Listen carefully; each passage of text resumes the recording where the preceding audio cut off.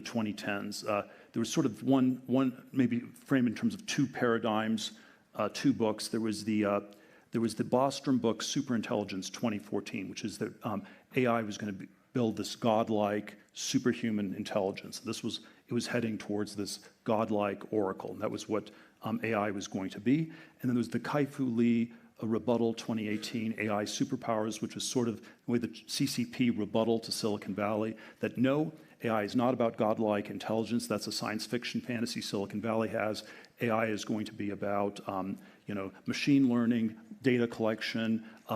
It's not conscious. It's not any of these weird things. It's surveillance tech, and China is going to beat the U.S. in the race for AI because we have no qualms about sort of this totalitarian, not the word he used, collection of data in our society.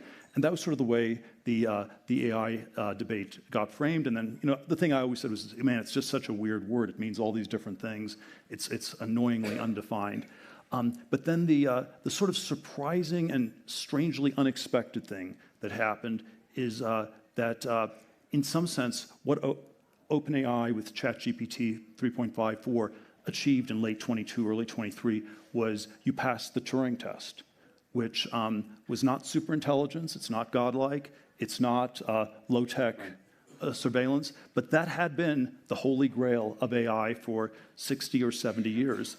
And it's a fuzzy line. The Turing test is you have a computer that can convince you that it's a human being, and it's a somewhat fuzzy line because sometimes, but it pretty clearly hadn't been passed before. It pretty clearly is passed now, and that's a really extraordinary achievement. It raises all sorts of interesting big picture questions. What does it mean? What